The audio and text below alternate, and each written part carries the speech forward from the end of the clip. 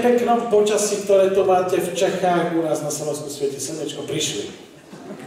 Sme veľmi radi, že ste tu. Dámy a páni, vítajte na partičce, dúfam, že som to dobre vysklenoval. Dovoľte mi na úvod povedať pár slov, ktoré sa týkajú partičky. Partička je vlastne kompletne celá improvizácia, hej? Čiže kľúci vlastne nikdy nevidí, že co sa bude dít. A nebude tomu inak ani tu dnes večer v Benešovu, Benešovu, hej. OK, no. Nebude tam nejak aj tu v Benešovie. Kľúci vlastne nevidí, čo ich čaká, hej. Ale na to, aby sme vám tak trochu dokázali, že je to skutočne improvizácia, na to budem potrebovať vašu pomoc.